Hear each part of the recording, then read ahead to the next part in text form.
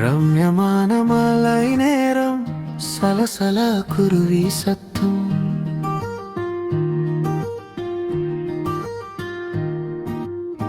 மென்மையை தென்றல் தொட்டு ஒரு வினடி சிலிர்த்தது.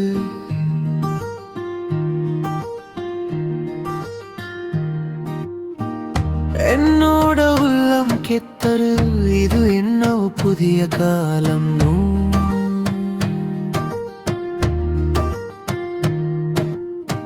உங்கங்கள் கிட்ட கேள்வி நானே படி சொல்ல முடியல.